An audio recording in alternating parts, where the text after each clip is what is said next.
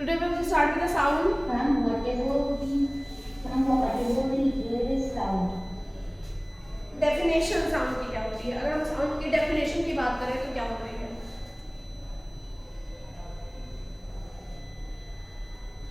कोई बताएगा?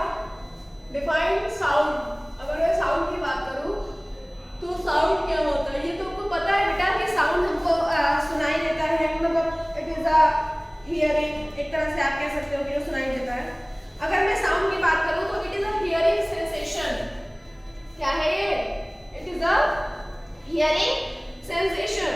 और आप ये भी कह सकते हैं ये एक वेव है। It is a wave, it is in the form of wave which comes to us in the form of a hearing sensation। ठीक है, जो हमारे में आती है hearing sensation के फॉर्म में। ठीक है, साउंड एक क्या है? It is a form of wave which comes to us in the form of hearing sensation। ठीक है, अब यहाँ पे देखिए, how do you come to know that period is over in your school? You come to know easily that someone is at your door when he knocks, or you hear the sound of the doorbell। Obviously आपको कैसे पता चलता है कि अब next period है? तो school में क्या होता है? बेल बजती है, रिंग होती है ना। When the bell rings we get to know that now this is the next period. Similarly जैसे आपके डोर पे कोई आता है तो if the person knocks then you are able to know that the anyone is there on the door, और when the person rings the bell then also we are able to know that there is anyone on the door or on the gate। ठीक है, इस तरह से हम जाते हैं और गेट ओपन करते हैं। तो ये क्या है? ये एक तरह का क्या है?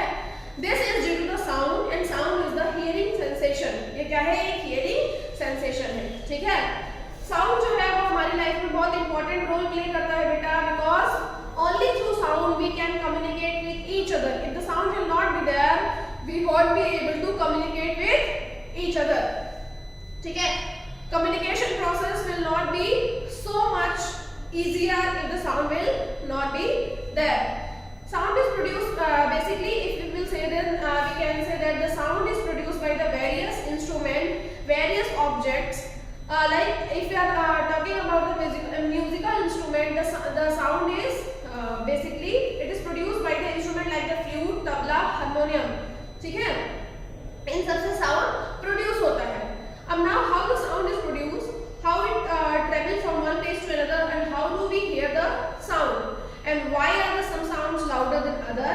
Why shall we discuss these are in such a these questions are in such in this chapter। ठीक है, तो सबसे पहले sound is produced by the vibrating body। sound कैसे प्रोड्यूस होता है? अब क्वेश्चन है how the sound is produced। sound is produced by the vibrating body। ठीक है, वाइब्रेटिंग बॉडी में बेटा साउंड हमेशा प्रोड्यूस होता है, and it contain a frequency, एक फ्रीक्वेंसी के साथ प्रोड्यूस होता है। ठीक है, जब तक वाइब्रेशन नहीं होगा तब तक साउंड प्रोड्यूस नहीं होता है। ठीक है, जब तक वाइब्रेशन नहीं होता है, जस्ट अ सेकंड क्लास,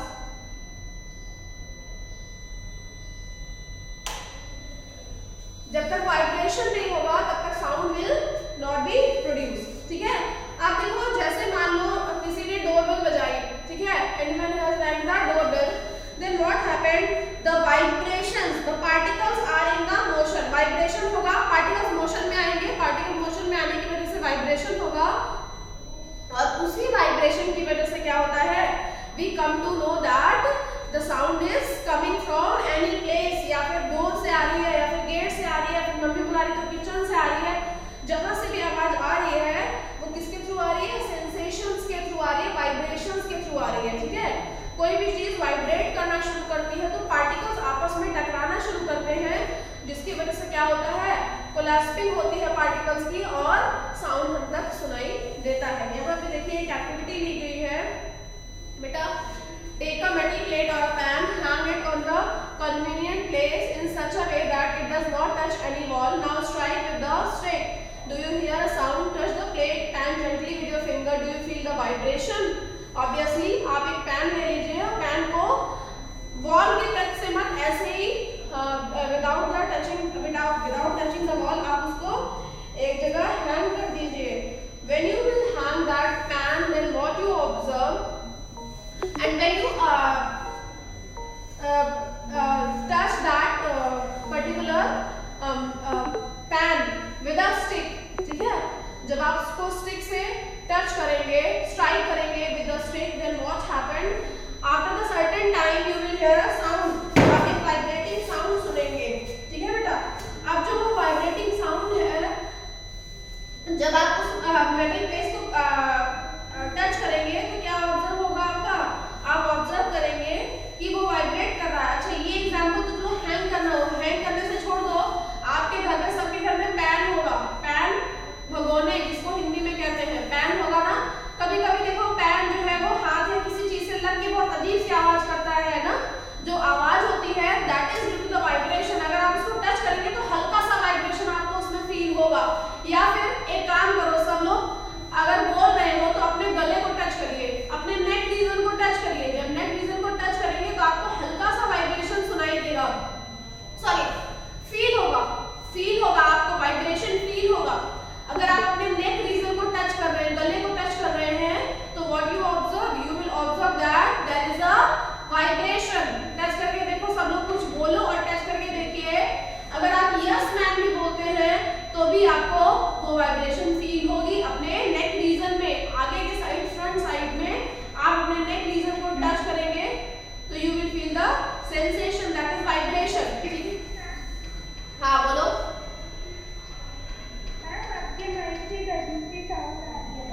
बेटा वो यहाँ की प्रॉब्लम है, ठीक है, मैंने कल बोला था, तो वो प्रॉब्लम है, इशू है यूपीएस का, ठीक है। इतना समझ में आ गया आपको? अब देखिए यहाँ पे क्या है बेटा कि जब हम अगेन उसको स्ट्राइक करेंगे तो क्या होगा, जब हमने हाथ से टाइटली पकड़ रखा होगा उसको, दूसरा केस है, पहला केस जब हमने उसको फ्रीली छोड़ रखा था, दूसरा केस जब उसको हाथ से टाइटली पकड़ेंगे। जब हम उसको हाथ से टाइटली पकड़ेंगे देन व्हाट हैपेंड, हम क्या ऑब्जर्व करेंगे कि हमको वाइब्रेशन तुरंत की तुरंत सुनाई दे रही है, ठीक है, जस्ट की जस्ट हमको वाइब्रेशन सुनाई दे रही है।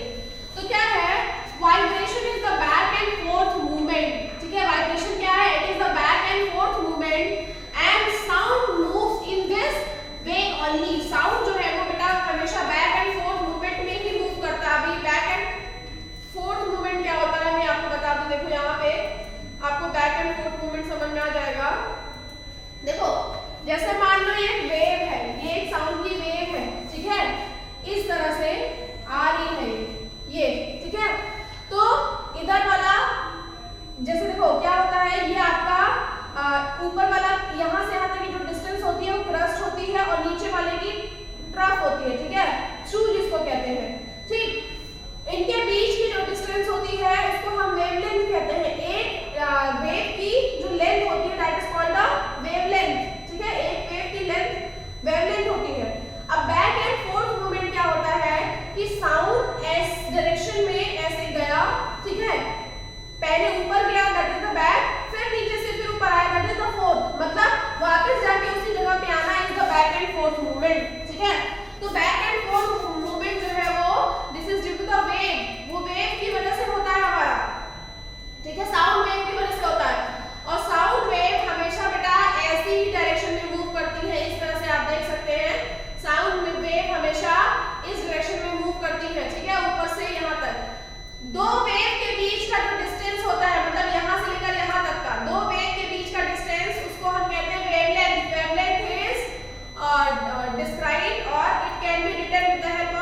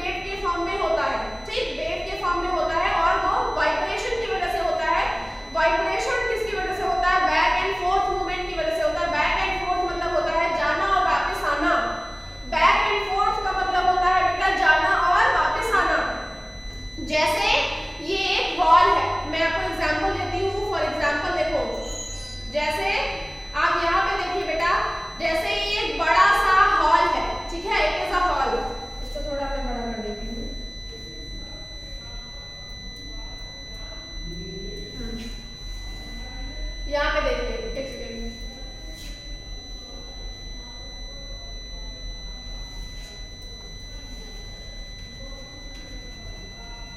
देखो जैसे क्या है कि हमने एक बड़ा सा हॉल ले रखा है, ठीक है। यहाँ पे देखिए ये एक बड़ा सा हॉल है। ओह एक सेकेंड क्लास, वेट करो क्लास।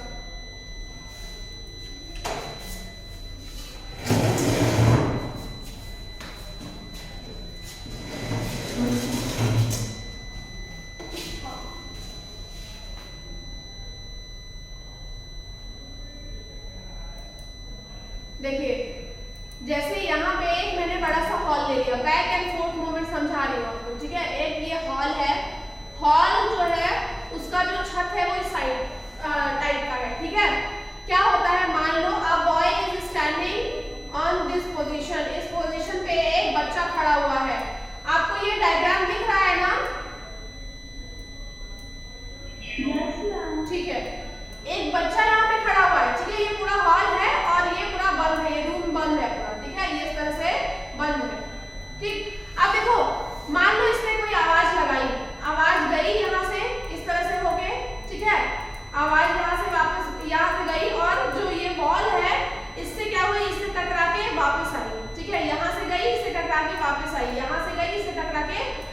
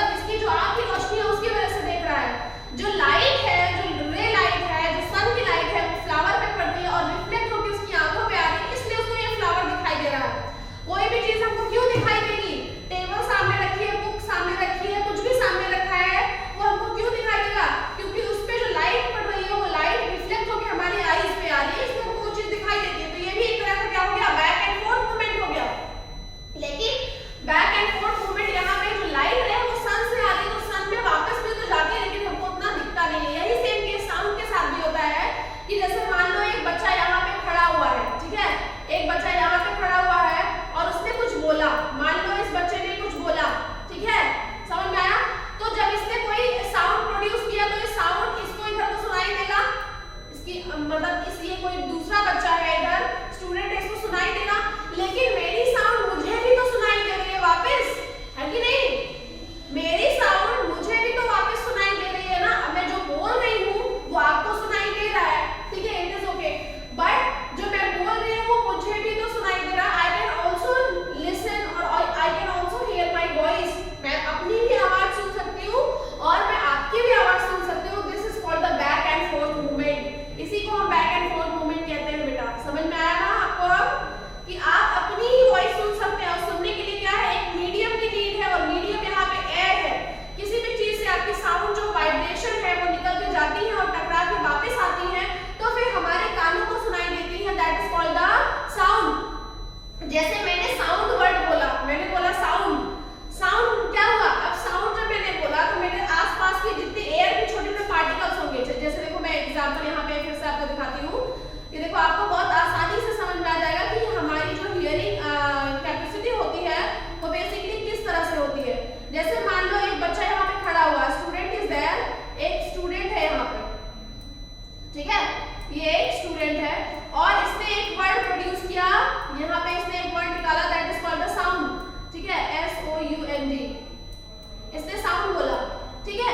अब इसने साउंड बोला इस बच्चे ने, अब हुआ क्या, जब इस बच्चे ने साउंड बोला तो यहाँ पे एक वॉल है, मान लो वॉल है, मान लो वॉल नहीं है, अभी एक कंडीशन मान लो कि हम एक रूम में है, और दूसरी चीज कंडीशन क्या रहा बेटा, एयर के डिफरेंट पार्टिकल्स, मैं ब्लू में बना देती हूँ, देखो एयर के डिफरेंट पार्टिकल्स, एक सेकंड, हाँ देखो एयर के आपके डिफरेंट पार्टिकल्स प्रेजेंट हैं आपके इस तरह से, एटमॉस्फेयर है, एटमॉस्फेयर में एयर के ये देखो इस तरह से चारों तरफ एयर के पार्टिकल्स आर प्रेजेंट ना, है कि नहीं है, छोटे छोटे पार्टिकल्स एयर के इस तरह से पाए जा रहे हैं। अब जो बेटा एयर के जो पार्टिकल्स हैं, यहाँ पे जो एयर के छोटे छोटे पार्टिकल्स पाए जा रहे हैं, साउंड यहाँ से निकला, देखो क्या हुआ, साउंड यहाँ से इसके माउथ से निकला, इन पार्टिकल से टकराया, फिर इसको सुनाई दिया, इधर से निकला इस पार्टिकल से टकराया, फिर इसको सुनाई दिया, इधर से निकला इस पार्टिकल से टकराया, फिर इसको सुनाई दिया, ठीक है। तो क्या हो रहा है कि यही आपका बैक एंड फोर्थ मूवमेंट है। ये साउंड इधर कोई खड़ा होगा अगर तो उसको भी सुनाई देगा, ठीक है, उसको कैसे सुनाई देगा, क्योंकि ये जो पार्टिकल्स हैं ये मीडियम प्रोवाइड कर रहे हैं, उस साउंड वाइब्रेशन को यहाँ से यहाँ तक पास कर रहे हैं, मतलब पोजीशन A से पोजीशन B तक पास भी कर रहे हैं, और दूसरा चीज क्या हो रहा है, वापस जा रहा है, इस बच्चे के कान में भी वापस जा रहा है, मतलब ये जो A वाला स्टूडेंट है उसको भी वही सेम नॉइज सुनाई दे रही है, जो B वाला है उसको भी सुनाई दे रही है, हालांकि बोल A वाला रहा है तब भी। तो यही बैक एंड फोर्थ मूवमेंट है, जब अपनी आवाज अपने आप को सुनाई देती है, that is called the back and fourth movement of the sound. समझ में आया किसी को कुछ? Yes ma'am. ओके बेटा, अब देखो यहाँ पे देखिए,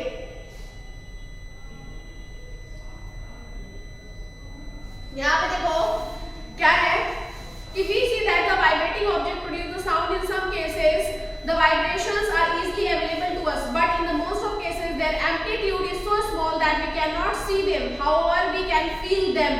अब वर्ड आया है एम्पलीट्यूड, अब वर्ड क्या आया है, एम्पलीट्यूड। तो आप पहले साउंड में जितने भी आपके बेटा साइंटिफिक वर्ड हैं आप उनको जान लें, व्हाट आर दो scientific words which we use in the sound, वो कौन कौन से साइंटिफिक वर्ड्स हैं। तो सबसे पहले देखो, एक हम रे बनाते हैं, एक हम वेव बनाते हैं, ये एक हमारी वेव है, ठीक है, एक सेकंड मैं वेव थोड़ा उससे बना देती हूँ, ठीक है, अच्छे से बनाते हैं। देखो ये आपकी एक वेव है,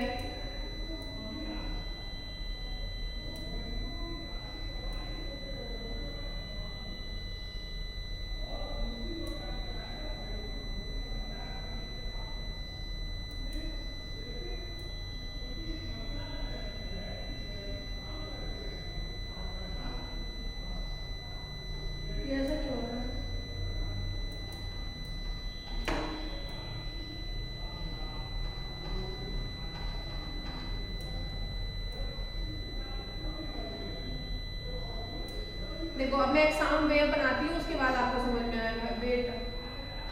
वेट फॉर अ मिनट बेटा, इसमें तो ऐसा कोई दिया नहीं है।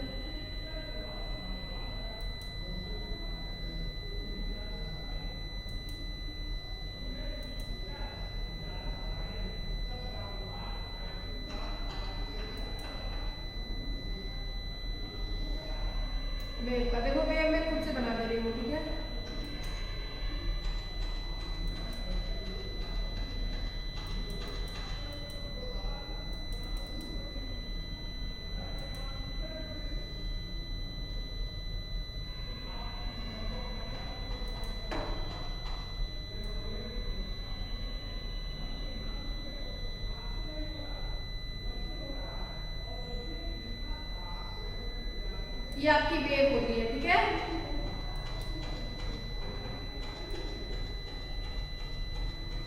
ये लाइन थोड़ी नीचे तक जाती है, ये आपकी वेव है बेटा, ठीक। देखो एक यहाँ पे मेरे से मिस्टेक हो गई है,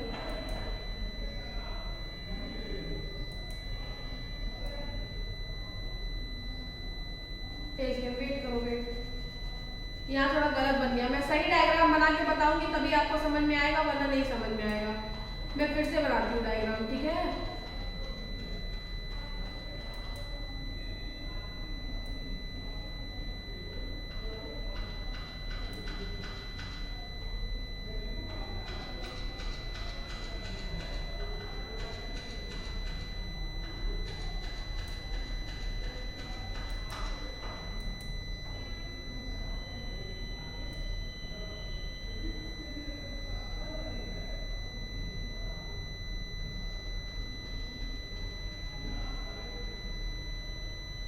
इतना सबको समझ में आ गया। देखो ये एक हमारी वेव है, ठीक है। यहाँ पे आपका जीरो होता है, यहाँ पे आपका जीरो होता है, ठीक है। अब देखिए बहुत ध्यान से देखिए बेटा, मैं यहाँ पे बनाने जा रही हूँ डिफरेंट, तो आपको याद रखना है क्या क्या है, ठीक है। हर एक वेव में जो चीजें मैं बना रही हूँ वो सेम होती हैं, अलग अलग नहीं होती है। जो मतलब अगर ग्रीन यहाँ है तो ग्रीन इधर भी होगा, वो ग्रीन इधर भी होगा, ठीक है। बस मैं यहाँ पे आपको आपकी नॉलेज के लिए दिखा दे रही हूँ, ठीक। तो ये ब्लैक दिखा देते हैं, ठीक है। ये हर एक वेव के साथ होता है। मैंने ग्रीन उसके साथ दिखा दिया था, इसीलिए मैं ब्लैक इस वाली वेव के साथ दिखा दे रही हूँ। पर ये हर एक बातें सेम वेव के लिए होती है। एक वेव की बात कर रही हूँ मैं, अगर मैं इस वेव की बात करूँ तो ये इस वेव के लिए भी यही सेम होगा, और फिर इसके लिए भी यही सेम होगा। सॉरी इधर से नहीं होगी, इधर से नहीं होगा, ये यहाँ पे होगा, ये भी इधर से नहीं होगा, इसको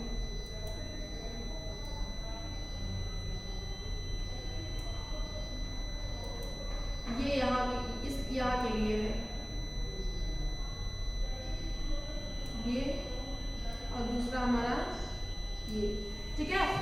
देखो बेटा मैं बताने जा रही हूँ, जो ग्रीन वाली लाइन बनाई है मैंने, जो ग्रीन वाली लाइन बनाई है वो क्या है, दो वेव के बीच में डिस्टेंस है, एक कंप्लीट वेव।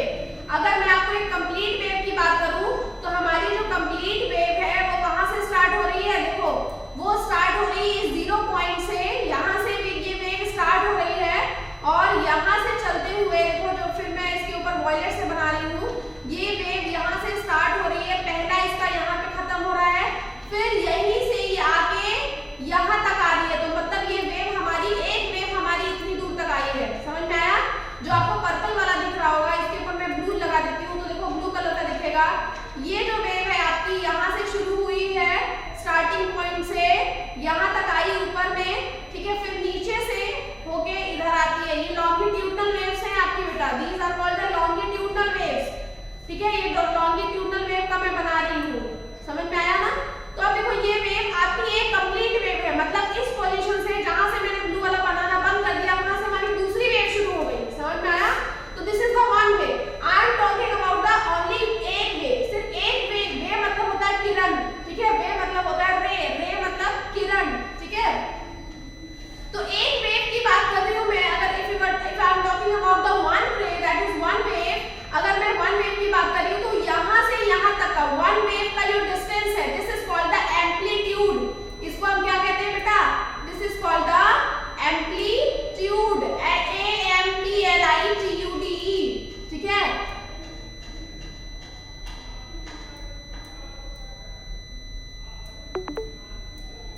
एम्पलीट्यूड समझ में आ रहा है कि नहीं सबको, ठीक है। माउस से लिखने में थोड़ा दिक्कत हो रही है क्योंकि बोर्ड सही नहीं चल रहा है। इसको हम एम्पलीट्यूड कहते हैं, ठीक।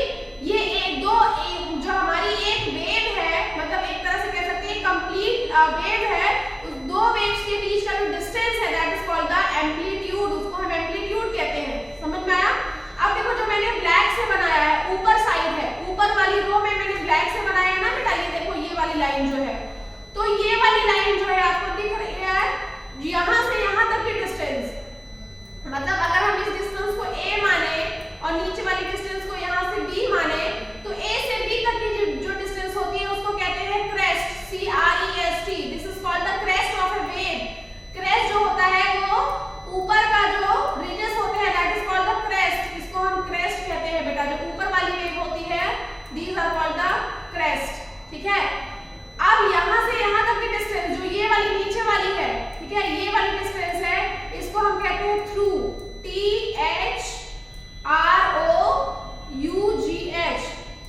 है, UGH, थ्रू।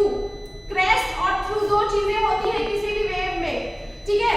तो एक वेव कंप्लीट क्रेस्ट और कंप्लीट थ्रू से मिलकर बनी होती है। इन दोनों के बीच की डिस्टेंस है उसको हम सॉरी गलत हो गया बेटा, इन दोनों के बीच की डिस्टेंस को हम वेवलेंथ कहते हैं, मैंने गलत लिख दिया।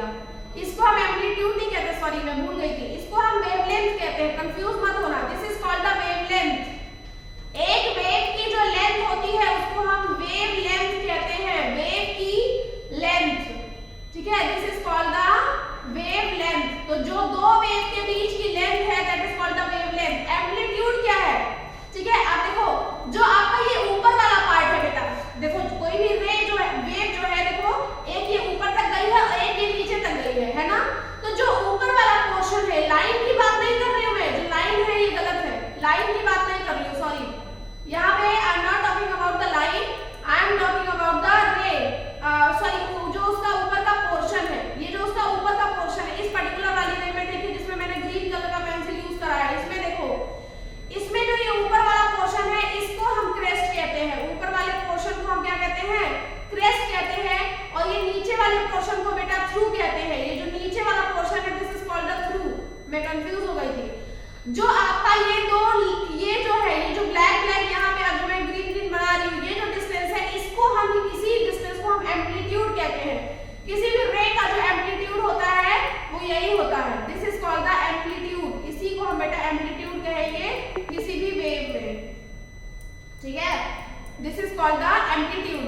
अब देखो जो वेवलेंथ होता है उसको हम डिफाइन करते हैं बेटा किससे, लैम्डा से। This is lambda. ये लैम्डा का साइन होता है उल्टा वाई, उल्टा वाई हमने बनाया है ना। उल्टा वाई जो होता है that is the LAMBDA, lambda.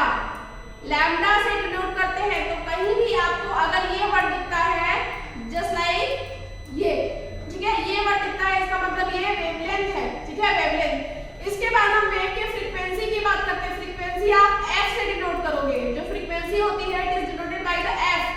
कोई भी साउंड वेव विदाउट फ्रीक्वेंसी नहीं चल सकती है। मैंने आपको पढ़ाया होगा, याद करिए चैप्टर 9 में, 10th में, कि boys have the larger frequency and low high pitch, sorry low pitch. Boys में फ्रीक्वेंसी ज्यादा होती है, पिच कम होती है, और गर्ल्स में फ्रीक्वेंसी कम होती है और पिच ज्यादा होती है। तभी जो बॉयज की वॉइस है वो दूर तक जाती है। दूर तक क्यों जाती है, because voice of the boys has the higher frequency, उनकी फ्रीक्वेंसी हाई होती है। अब सबसे पहला यहाँ पे आपको जानना है कि फ्रीक्वेंसी क्या होती है मैम, तब हमको समझ में आएगा कि फ्रीक्वेंसी किस तरह से दूर तक जाती है, ठीक है क्लास। अब यहाँ जो आपके लिए इंपॉर्टेंट है जानना, that is what is the frequency. Frequency basically क्या है, ठीक है, और किस तरह से फ्रीक्वेंसी जो है वो किसी भी साउंड वेव को डिफाइन करती है। तो अभी हम यहाँ पे सिर्फ एम्पलीट्यूड पढ़ रहे हैं, तो वी विल सी एम्पलीट्यूड। जब फ्रीक्वेंसी की बात आएगी तो मैं आपको यहाँ पे फ्रीक्वेंसी सिखाऊंगी। ये आपकी लॉन्गिट्यूडनल वेव है। साउंड वेव में this is the longitudinal wave. दो तरह की वेव होती है, ट्रांसवर्स वेव और लॉन्गिट्यूडनल वेव, ठीक है। ये लॉन्गिट्यूडनल वेव है जिसमें क्रस्ट और थ्रू पाया जाता है बेटा, उसको हम लॉन्गिट्यूडनल वेव कहते हैं। क्रस्ट ऊपर वाला टॉप पीक पोजीशन होता है और थ्रू जो नीचे वाला डाउनवर्ड पोजीशन होता है उसको थ्रू कहते हैं। दिस इज द, ये आपकी क्या हो गई, लॉन्गिट्यूडनल वेव हो गई। अगर मैं वेव की बात करूं दूसरे वेव की, दैट इज ट्रांसवर्स वेव। दो टाइप की वेव पाई जाती हैं। दूसरी जो वेव है वो हमारी बेटा ट्रांसवर्स वेव है। ट्रांसवर्स वेव की बात करूं तो देखो ट्रांसवर्स वेव कुछ इस तरह से होती है आपकी, वो भी मैं बता देती हूँ क्योंकि वो भी आपकी साउंड में ही आती है। साउंड में भी दो तरह की वेव होती है, ट्रांसवर्स और लॉन्गिट्यूडनल। देखो अगर मैं ट्रांसवर्स वेव की बात करूं तो ट्रांसवर्स वेव आपकी बेटा कुछ इस तरह से होती है।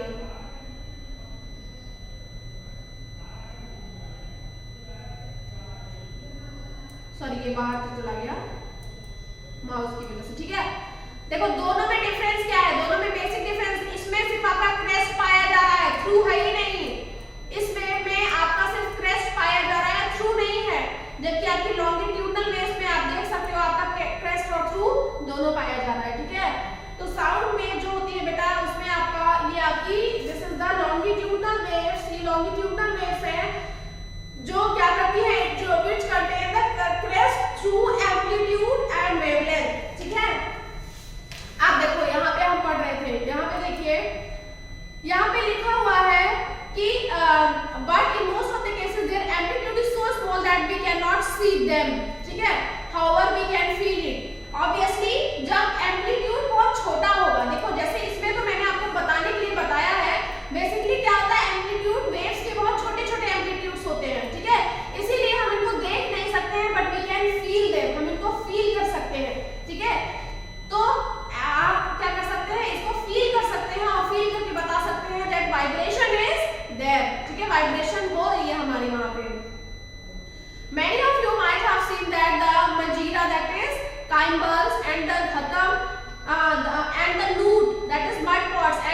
करताल।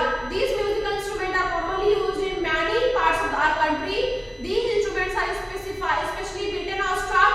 Can you name the few other? और भी ऐसे इंस्ट्रूमेंट बताइए जिसका आपको पता हो। जैसे ये देखो बजा रहे हैं, ठीक है, मंजीरा, जैसे इस तरह से मंजीरा बजाया जाता है। नेक्स्ट यहाँ पे देखिए क्या है बेटा कि एक्टिविटी 13.5 में इन्होंने क्या लिया है, take a 6 to 8 balls or the crumbles filled with them water up to different levels increasing gradually from one end to other. Now take a pencil, strike and blow gently, strike on all of them in succession. You will hear the pleasant sound. This is your जल तरंग। Obviously जल तरंग जो है इसमें वो सुनाई देंगी, ठीक है, वो सुनाई देंगी कैसे, बिकॉज दे आर वाइब्रेटिंग। अब वाइब्रेशन भी कैसे हो रहा है बेटा, जा रही है और वापस आ रही है, इसी को तो वाइब्रेशन कहते हैं, ठीक है। साउंड वेव जा रही है और वापस आ रही है तो बैक एंड फोर्थ मूवमेंट हो रहा है, that is why the vibration is there and when the vibration will be there तो हमको जल तरंग सुनाई देगी। यहाँ पे एक और वर्ड लिखा हुआ है, देखो यहाँ येलो बॉक्स में, when we plug the string on the instrument like the sitar, the sound that we hear is not only that of the string, the whole instrument is forced to vibrate and this is the sound of the vibration of instrument that we hear. Similarly, when we strike the members of the membrane of the mridangam, the sound that we hear is not only the membrane but the whole body of instrument. तो सिर्फ एक जो string देखते हो आप, string से sound, जैसे आपने सबसे इजी एग्जांपल में आपको गिटार का दे रही, गिटार तो सबने देखा होगा, गिटार का जब आप स्ट्रिंग बजाते हो, स्ट्रिंग जब आप उसको टच करते हो तो वाइब्रेशन सिर्फ उस गिटार की नहीं होती है, वो पूरे के पूरे इंस्ट्रूमेंट की होती है, ठीक है। वो इंस्ट्रूमेंट इस तरह से बनाया जाता है कि जो आसानी से वो साउंड प्रोड्यूस कर सके, that is the type of instrument. वो बेसिकली एक आपका इंस्ट्रूमेंट है, ठीक है। यहाँ पे देखो sound produce by the human जो कैसे साउंड प्रोड्यूस करते हैं, speaking loudly for a while और लिसनिंग अ सॉन्ग और buzz like a bee, put your hand on your throat and show. आप अपने, मैंने कहा ना, गले पे हाथ रख के और फील करो, आपको फील होगा एक वाइब्रेशन हो रही है। वो वाइब्रेशन कौन प्रोड्यूस कर रहा है, that vibration is produced by the voice box और कॉल्ड द लैरिंग्स। वो वाइब्रेशन हमारा कौन प्रोड्यूस कर रहा है, वॉइस बॉक्स प्रोड्यूस कर रहा है, इसको हम लैरिंग्स भी कहते हैं। अब वॉइस में यही वॉइस बॉक्स क्या होता है, आपका इंक्रीज हो जाता है, बढ़ जाता है, which is called the Adam's apple, जिसको हम एडम्स एप्पल कहते हैं, जो मैंने आपको पढ़ा रखा है पहले चैप्टर में। तो वॉइस में यही क्या हो जाता है, इंक्रीज हो जाता है। क्या होता है, ह्यूमन बीइंग ने साउंड प्रोड्यूस करने के लिए गॉड ने एक स्पेशल ऑर्गन वहां पे फिट करा है, that is called the larynx. It is also called the voice box, और वॉइस बॉक्स बॉयज में ज्यादा बड़ा होता है, गर्ल्स में छोटा होता है, that is why the boys have the higher frequency, उनकी आवाज ज्यादा दूर तक इसीलिए जा सकती है, ठीक है। Put your finger on the throat and find the heart bump seen on or to move when you swallow. This part of the body is known as voice box. It is upper end of windpipe. Two vocal cords are stretched to the voice box or the larynx in such a way that the leaves the narrow slit between them for the passage of air. ये मैं आपको कल समझाऊंगी, जो पूरा paragraph है ये exam में आता है, ये मैं आपको कल बताऊंगी कि क्या है इस पैराग्राफ में, क्या लिखा हुआ है, ठीक है। Then you will be able to know how the sound is produced in the human. बहुत important chapter है बेटा इसमें ये आपका। इसके बाद you will study about the ear drums और the structure of ear. आप structure of ear के बारे में भी यहाँ पे पढ़ेंगे, तो वो मैं डिटेल में आपको पढ़ाऊंगी। What are the different structure of ear, ठीक है, different structure ear का आपका क्या है, ठीक है। क्लास समझ में आ गया बेटा इतना आपको? Yes ma'am. जरा एनसीईआरटी Yes, ma'am. बंद करो, वहाँ से बंद करिए, साइड से बंद होगा। Yes, ma'am.